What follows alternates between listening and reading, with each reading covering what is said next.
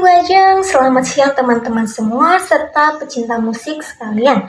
Perkenalkan, saya Nila Wahyu Malestari dengan NIM 2205520025. Hari ini kita akan melakukan perjalanan kelas balik yang sangat menarik.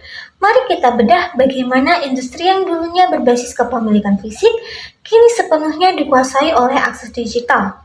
Nah, saya mengambil tema seni dan hiburan dengan subtema perkembangan industri musik digital antara kreativitas dan teknologi yang berjudul Dari Piringan Hitam ke Streaming.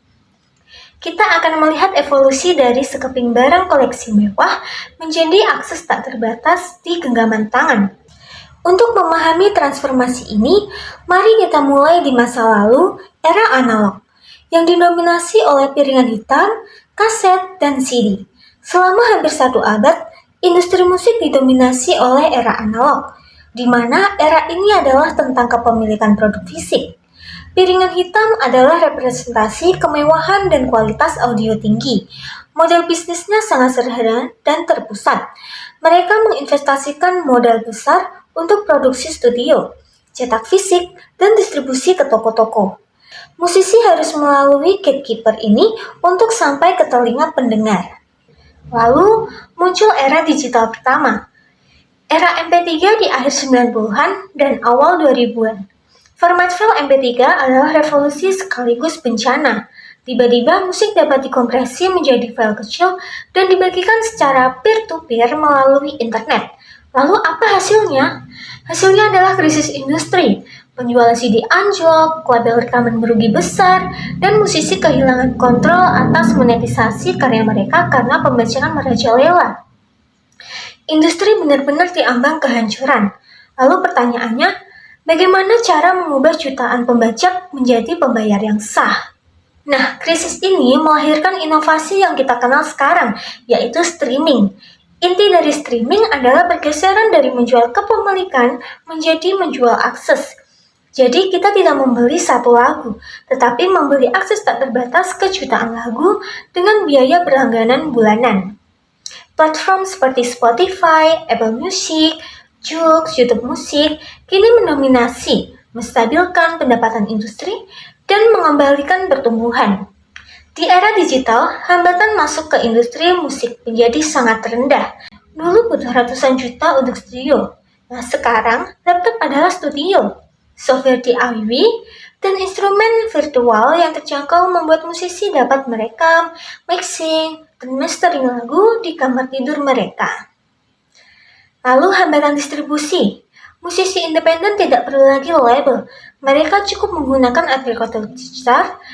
Musik dari Indonesia misalnya, itu dapat dirilis serentak dan didengarkan di seluruh dunia dalam hitungan jam.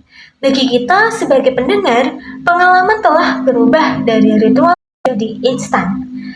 Musik kini sangat portable dan tersedia 24 di ujung jari kita. Tapi kunci utama adalah algoritma. Menganalisis kebiasaan kita, lalu merekomendasikan lagu dan playlist yang dipersonalisasi. Ini memperluas wawasan musik kita, tapi juga menciptakan pergeseran dari mendengarkan album menjadi fokus pada single dan playlist. Tentu informasi ini menciptakan tantangan baru. Isu royalti, kontroversi terbesar adalah pembagian pendapatan. Nah, ini menunjukkan bahwa streaming memang menguasai akses, tetapi piringan hitam menguasai pengalaman, koleksi, dan kualitas premium. Meskipun streaming menuangkan platform dari label besar, banyak musisi independen merasa royalti per stream yang mereka terima itu terlalu kecil. Nah, menariknya, di tengah dominasi digital ini, kita melihat adanya kebangkitan fisik. Penjualan piringan hitam kembali meningkat. Sebagai kesimpulan, kita telah menyaksikan perpindahan radikal dari era produk fisik dengan kualitas audio tinggi dan distribusi terpusat menuju era layanan digital yang fokus pada akses instan dan personalisasi. Di era ini, kunci kesuksesan bagi musisi dan pelaku industri adalah adaptasi dan menumbuhkan keseimbangan yang tepat. Industri musik tidak mati saat krisis MP3. Ia berevolusi menjadi model bisnis yang jauh lebih fleksibel dan terdemokratisasi. Di era digital, kita semua adalah pemenang. Karena musisi mendapat distribusi global dan kontrol produksi, sementara pendengar mendapat akses tak terbatas. Inilah sinergi sempurna antara seni dan teknologi. Jadi, apakah Anda tipe penikmat ritual piringan hitam atau pemuja kepraktisan streaming? Sekian presentasi dari saya, terima kasih atas perhatian.